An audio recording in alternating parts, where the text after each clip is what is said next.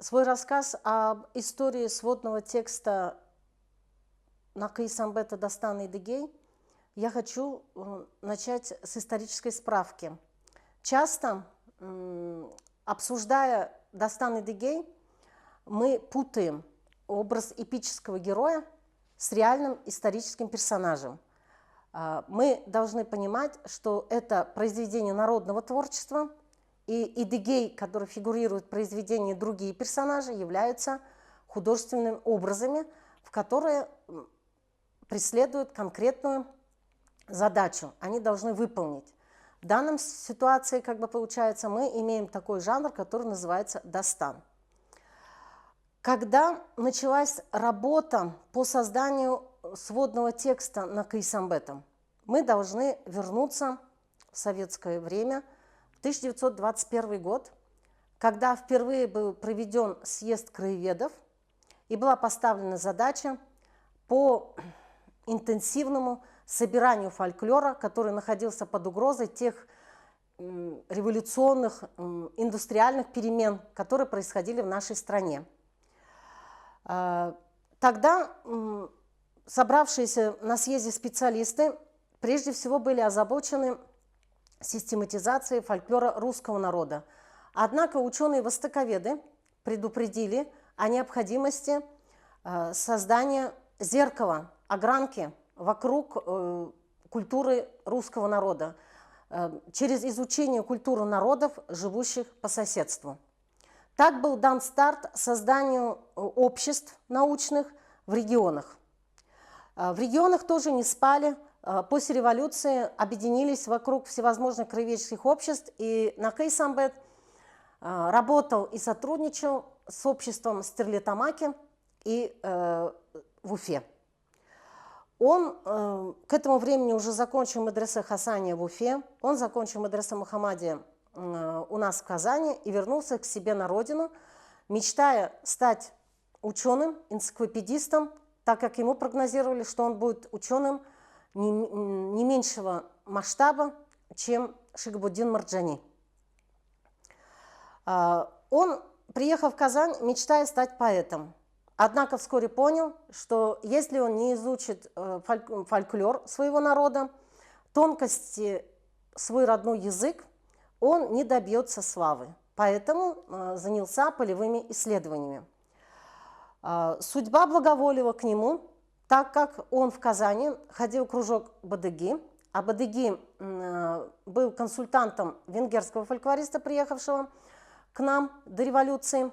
Поэтому, сам того не ведая, уже будучи шакирдом, оказался на мировой орбите фольклористики. Академик Ольденбург Сергей Федорович, Юрий и Борис Соколовы стояли у истоков движения вот этого по изучению фольклора. Они спускали инструкции, формировали планы, систематизировали это на уровне Москвы, Петербурга. Они отобрали специалистов по регионам, которые должны были помочь в систематизации. И, смею предположить, скорее всего, выбор пал их на Накый Самбета, так как он был поэтом, уже состоявшимся к 20-м годам. Он уже попробовал себя и проявил себя в Москве как переводчик восточной литературы. Его произведения в рукописных журналах были написаны и введены в оборот. Он состоялся как переводчик научных трудов, и за его плечами были две книги по систематизации советского фольклора и фольклора дореволюционного в лице Сукар-Фараха, народной сказительской традиции. И, естественно, его энтузиазм. В 1921 году, неожиданно, покинув первый курс Института народного образования в Уфе, Накый Самбет в разгар голода, в разгар гражданской войны отправляется с двумя направлениями в Харьков или Одессу. Вот так он оказывается в Харьковском университете рядом с Зелениным, ученым, изучающим наш регион подробно, то есть уйгур, финских народов и тюркских народов. Надо обратить внимание на методологию Зеленина, которая отличалась от других. Он изучал великороссов в зеркале народов, живущих по соседству. Поэтому прекрасно ориентировался в том полевом материале, который был в нашем регионе сосредоточен. Возможно, Исамбет повез его полевые материалы, которые из-за гражданской войны застряли у родственников. Возможно, поехал учиться. Однако есть строчка, которая опубликована в его трехтомнике народных пословиц, что он ездил советоваться к Соколову по поводу, как систематизировать народные пословицы. А дело в том, что Соколовы приезжали в Харьков, здесь был крупный центр, на всевозможные семинары. Издательская деятельность в связи с голодом, в связи с тем, что была революция, была осложнена, поэтому ученые собирались и опровергали идеи в живой дискуссии. И в этом крупном фольклористическом центре Исамбет проводит полгода. Мы понимаем, что Исамбет сюда попал не просто так, из такого факта, что он был переводчиком татарским и переводил труды Маркса и Энгельса не где-нибудь, а в обкоме Коммунистической партии Украины. Вы понимаете, что рядового учителя, приехавшего из Башкортостана, из глубинки России, просто так бы в те годы к ленинским трудам не допустили. Это говорит о том, что Исамбет шел под крышей наркомпроса, то есть Москвы. Пробыв полгода в Харькове, когда Харьковский университет перешел на украинский язык, Исамбета направляет партия, Коммунистическая партия Украины, на учебу в Коммунистический университет в Москву. Естественно, возникает логический вопрос, что делал в Коммунистическом университете поэт, который никогда не собирался стать большевиком, он был толстовцем и был против любых партий. Я смею предположить, это нужно было для общежития. Полгода быть в общежитии и побывать в Москве, и в гуще научной жизни получить ту школу фольклористики, которая формировалась при кружке Московского госуниверситета. Естественно, к этому времени Зеленин возвращается и на месте института Веселовского создает новую структуру, где собирается весь массив материала по народам, живущих в России. И два вот этих центра определяют климат в советской России. За всем этим стоит, Юрий Соколов, который создает фольклористическую секцию. В будущем она выльется в кафедру фольклористики. Затем эта фольклористическая секция при Союзе писателей открывается. И теперь приближаемся мы к собиранию эпоса.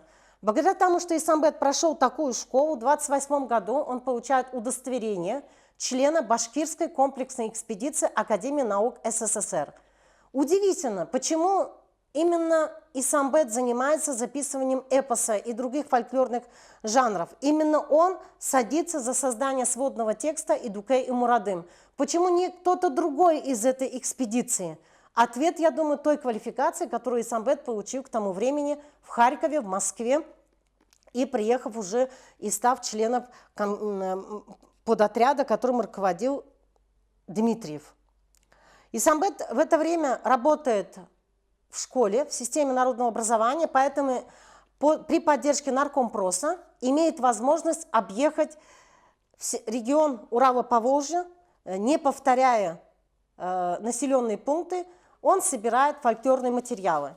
Все это финансировалось по инициативе Юрия Соколова из Федерального центра вначале активно, то есть платилась зарплата, обеспечивался транспорт, паёк, создавались условия для издания. Но, однако, вы знаете, по мере развития индустриализации наука отступает на задний план, приходят с 1924 года чисто прикладные задачи, уже начинает так зарождаться.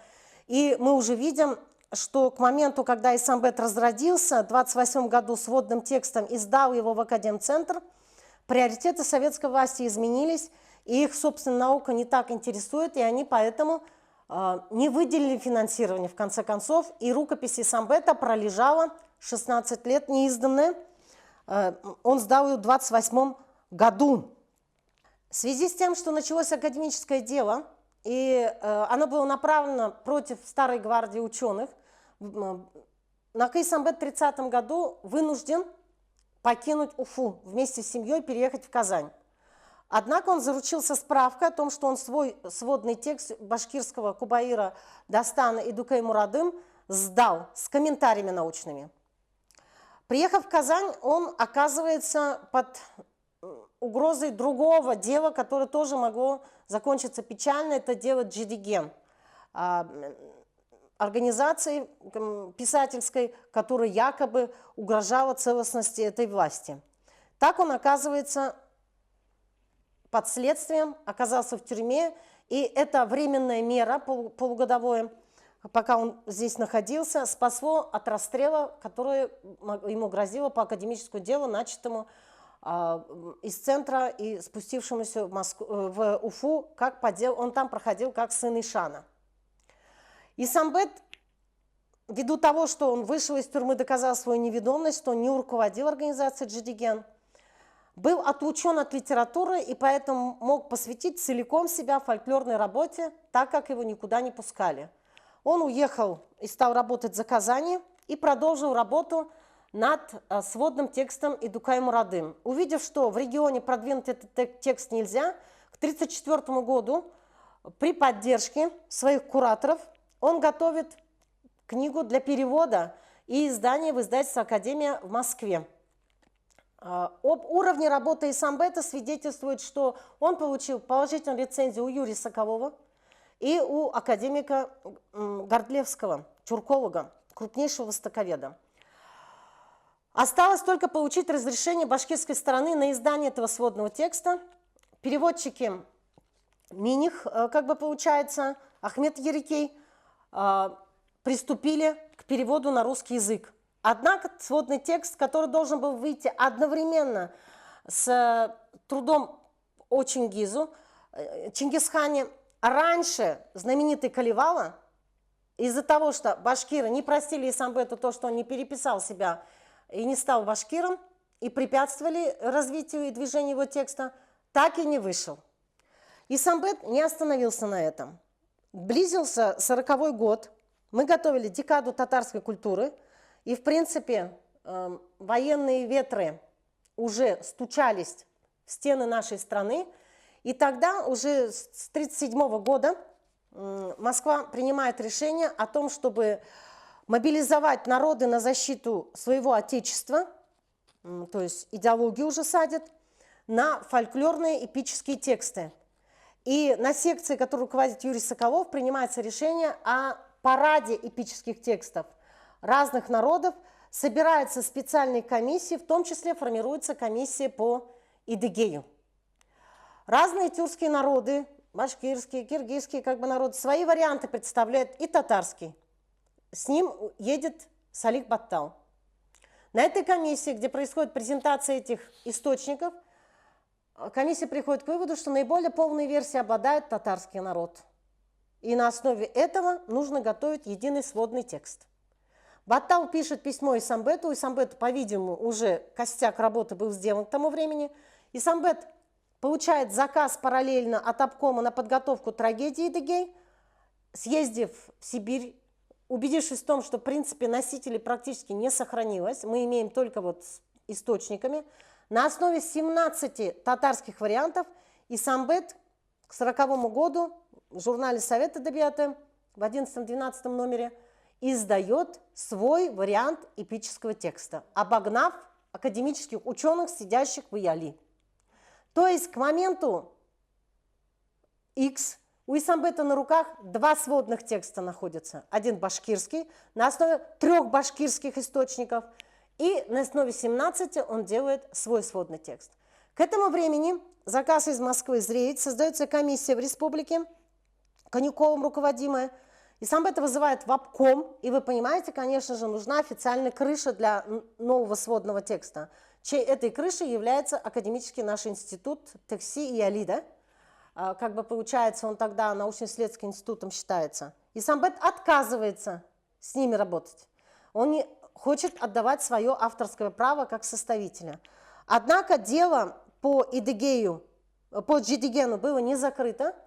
И после 3-й встречи Исамбета вынуждают приступить к этой работе, и он создает второй вариант сводного текста, который ученый совет института принимает. Однако в истории этого сводного текста тоже очень много мутных пятен. Претендентов в связи с тем, что декада близится, становится все больше и больше, о чем свидетельствуют газеты. Очень много людей, которые хотят быть участниками подготовки сводного текста. Однако Исамбет четко разделяет работу редакторов научных, которые вслед за ним, то есть корректорскую работу выполнили, оценили научную состоятельность, и свою работу. Поэтому в том издательском договоре, который я демонстрирую на выставках, в качестве составителя фигурирует только Нака Исамбет. Судьба к этому сводному тексту тоже была неблагосклонна. Произошла война в 1941 году, и рукопись, которая была сдана в издательство, оказалась неизданной. К этому времени Липский уже подготовил русский вариант эпоса, и он лег на стол Москвы. К 1944 году ситуация на фронте изменилась, и играть с народами уже у многих желаний не было. И на примере этой истории развернули вот такое громкое дело, постановление 1944 года, что татарский обком неправильно трактует историю Золотой Орды. Сначала во время допросов пытались все это навесить на Исамбета, так как Ерми, руководитель фольклорного центра, сказал о том, что во время своей институтской экспедиции они Эдыгеем не занимались, занимался этим только Исамбет. Но Исамбет был не той фигурой, которая бы в рамках СССР как бы позволяла бы развернуть такое громкое дело, которое должно было напугать. А он не кабинетный ученый, не научный работник при каком-то институте, не имеет коммунистического, корочки, не коммунист. Он никто, он просто учитель, который постоянно увольняется для того, чтобы на него не пал огонь репрессий. И поэтому Исамбет доказал, предъявив документы, они тоже в выставке есть, что взялся он за Эдыгей по заказу обкома для написания трагедии Эдыгей и сделал попутную работу точно так же по заказу комиссии по Эдиге. Соответственно, виноватым стал наш обком, и нас наказали.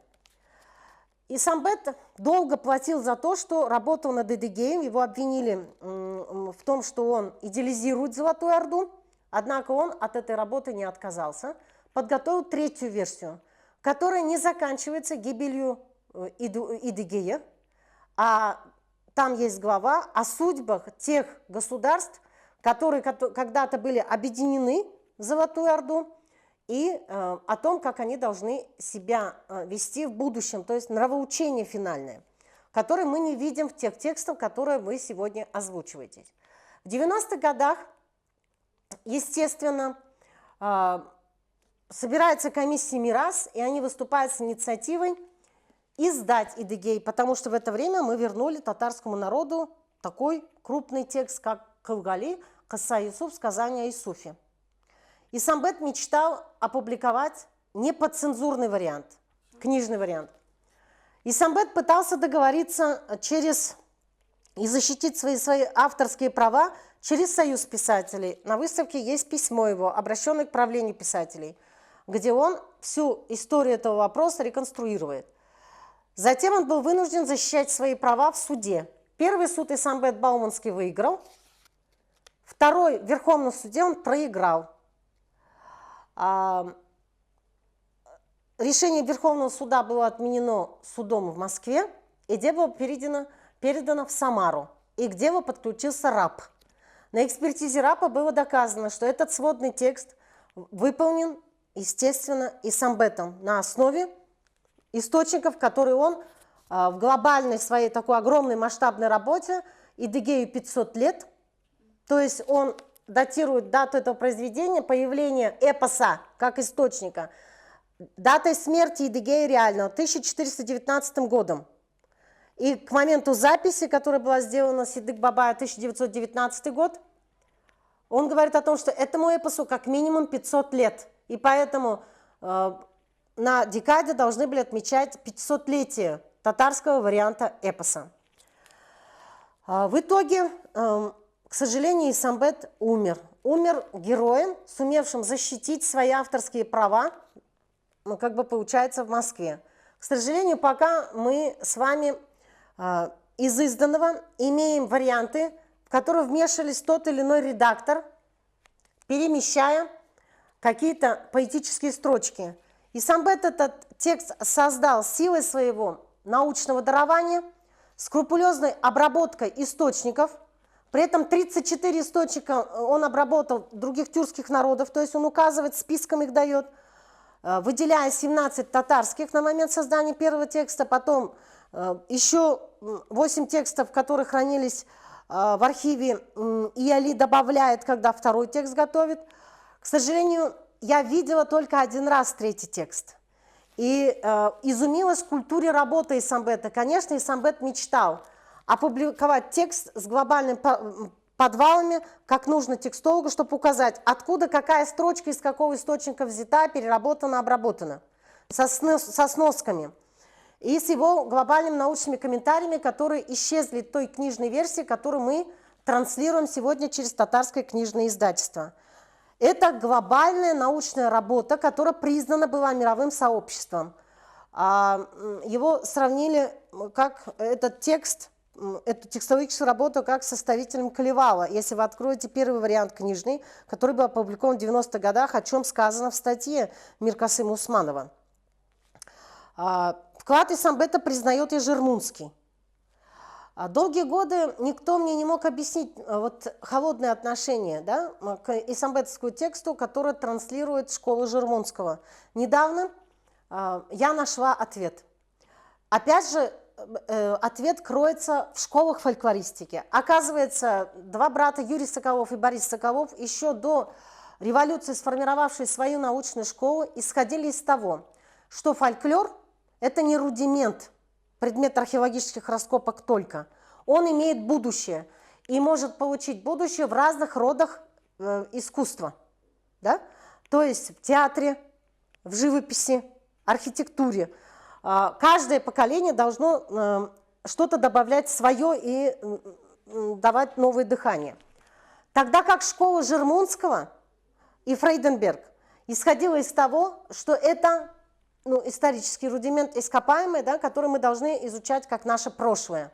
Оно в будущее уже не шагнет, оно наше глубокое историческое. И, по-видимому, конфликт этих школ и наложил отпечаток на это. Кроме того, опять же, не забудем трагическую судьбу дела кампании против Исамбета. Первое – это Джидиген, который был закрыт только в 60-х годах. Потом началась кампания Идегей. Оно до 90-х годов длилось. Потом кампания 50 лет, полвека. Потом кампания против Миркая Сылу за то, что Исамбет в одном произведении «Мусульман Кардашляр» вот это словосочетание заставило иных оголтелых критиков обвинить Исамбета в национализме, что он пан-исламист. Но он доказал снова свою правду. И новая волна очернения Идегея, которую мы имеем сегодня. То есть такие колебания его литературной научной репутации. Любой народ должен давно бы взять как флаг научную деятельность Исамбета и не сомневаться в этом, при наличии тех доказательств, которых имеет только я на руках. Но у нас есть еще доказательства, которые хранятся в Мирасхане нашего исследовательского института. Я думаю, в ближайший год выйдет книга, где все рукописные источники будут представлены, и всем станет ясно, что Исамбет не крал ничего у своего друга, соратника Нигмата Хакима. Они были очень близко знакомы, контактировали и в Казани, помогали друг другу. Текст Нигмата Хакима, о котором говорит Самойлович, и о котором все сожалеют, что он не был издан, подан был он на конкурс, это лироэпический текст, то есть там и стихами, и прозой написан текст. Труд Исамбета целиком состоит из стихотворного текста. Это реконструкторская работа человека, который является не только талантливым ученым, он является еще имеет талант поэта и смог, зная тонкости языка, с привязкой к эпохе, восстановить канонический текст близко к оригиналу, зная еще и историческую подоплеку. И цель этого произведения накануне Великой Отечественной войны была консолидация народов, некогда входивших в Золотую Орду, чтобы мы все тюркские народы перед ликом внешней опасности врага в лице фашистской Германии объединились и встали на защиту своей родной земли, Поэтому раз за разом в тексте присутствует наказ предков Идель-Юрт, который повторяет Идыгей, обращаясь к своей родной земле, Токтамыш-хан, сын его Кадеберди. Все они говорят о той родной земле колыбели, за которую они несут ответственность. И сама сюжетная линия возвышения эпического Батыра и отхождения от национального идеала, наказание его за гордыню. Что должен сделать эпический богатырь тюркских народов? Первое. Он должен стать на защиту родной земли. Второе. Он должен жениться на названной невесте, то есть невесте, определенной родом, проверенной невесте. Потому что от того, каким будет сильным следующий ветвь родового дерева, зависит будущее целого рода. И третье, он должен избавиться от гордыни, то есть он должен быть религиозным, знатоком родной истории, он должен гордиться своей родной землей. А вы знаете, наш эпический герой Идыгей не справился со своей гордыней. Он нарушил эти принципы, он родил сына, но не занялся его воспитанием, он остался во владениях Токтамыша, поэтому он, приехав, мечтал об этой кровной мести, о которой сам Идыгей не мечтал. Пролив кровь, за эту кровь надо было отвечать. И вот вы знаете же, что он ослеп на один глаз, так как сын, засомневавшись в порядочности своего отца, не поверив отцовскому слову, потому что не получил должного воспитания, отошел от патриархальных ценностей, сделал его слепым в старости. Это речь идет о духовной слепоте Идыгея, ведомого эгоистическими порывами, так же, как и князь Игорь, стоя полку Игореве, о своей личной славе. И это привело к гибели целого государства, цивилизации, когда один тянет на себя одеяло. То есть тюркский народ хотел быть единым, и поэтому через это произведение транслировал эту идею единства. Он показывал возвышение из низов, процесс воспитания его в народной среде, должного воспитания, отход в процессе жизни от этого идеала и наказание, смерть за то, что он не выполнил этот наказ предков. Поэтому эпического Идыгея из сводного текста не надо, повторяю вам, с реальным Идыгеем, в адрес которого наши, ну как бы сказать, многие писатели читают баддуга, проклятие, считая, что именно он убыстрил распад Золотой Орды, ту как бы эпоху Золотого века, которым гордятся тюркские народы. Вот вкратце о вкладе. Я бы хотела еще обратить внимание ваше на научную статью Исамбета «500 лет Дастану Идыгей», где восстановлена вся историография, бытование тех или иных источников, начиная как бы с 18 века, первые записи, перечисляются фамилии, варианты, как бы получается, Самойловича, которые были, Милиаранского варианта были, как бы получается разные-разные. 17 источников татарских, библиографии приводятся.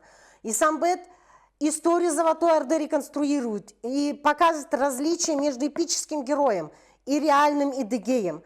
Источники, по которым восстанавливалась биография Идыгея нашими учеными-историками и филологами. Кроме того, он здесь представляет свои текстологические принципы обработки вот этих источников, которые бытуют в нашей стране на тот момент, когда он явил эти тексты. Это научный труд, достойный ознакомления. И тогда, я думаю, перестанут бытовать эти желтые истории о том, что Исамбет вор, ученый, который не, как бы получается, добропорядочно поступил с предшественниками. К сожалению, те книги, которые вы имеете, они опубликованы без вступительного слова Исамбета. Исамбет и для второго варианта вступительное слово подготовил, где все это сделал. К сожалению, мы, карлики на плечах гигантов, мы спешим издать тело эпоса без должных комментариев и публикуем с ошибками. Мы думаем о том, как легче сверстать книгу, чем об этой научной состоятельности этого издания.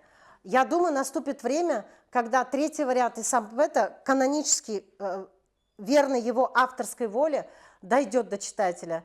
Но на сегодня мы уже глубоко продвинулись как бы вперед, то есть в изучении этой темы. На руках у меня уже есть судебные документы, где все источники трансформации сводного текста и самбета в разных цветах были для суда подготовлены. К сожалению, ни институт Ияли, ни Фатих Урманчиев, ни Башкирский институт, которые были определены судом как эксперты, до сих пор так и свою версию не опубликовали. Но есть судебные документы, где авторское, как бы, и самбета было защищено, что он автор сводного текста, обработавшего народные версии. Давайте терминологически верно, как бы, это авторство составителя.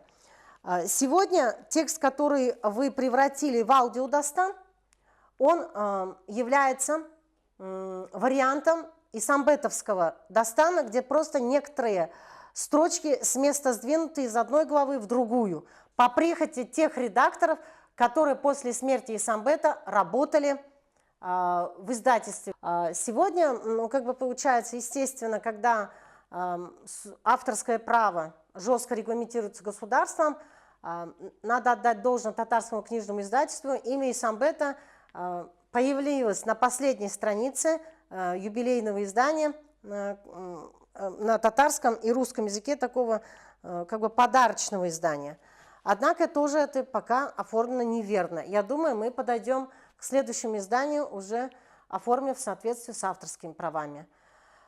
Идыгей и сегодня актуален, поэтому я поздравляю как бы миллиард татар и радио Китап с большой масштабной работой, исполнителей чтецов. Это очень креативный ход, что вы позвали не как бы мастеров художественного слова, а рядовых читателей, то есть Рабит Батула, писатель, да, деятель культуры, имеющий отношение к театру, соответственно, знакомый с историей бытования трагедии Идыгей на сцене татарской. Вы позвали Искандера Гилязова, историка, который является сыном писателя Аяза Гилязова, который прекрасно ориентируется в национальной истории и знает татарский язык в тонкостях. Фанилия Гилязева, который представляет молодое поколение татар, да, которые шагают в будущее. И я думаю, и молодежь до 20 лет, и моложе тоже прикоснется к Идыгею, так как есть и детская версия Идыгея, которую нужно, наверное, переиздать, адаптированный текст для детей. Потому что эпос позволяет нам избежать ошибок в будущем. Здесь и кодекс семейной жизни, здесь и военная доблесть, здесь и поведение и цели государственного деятеля, ответственность за свою страну. На все эти темы вы можете здесь найти ответы, поэтому каждому, кто включит этот радиодастан, я желаю новых открытий,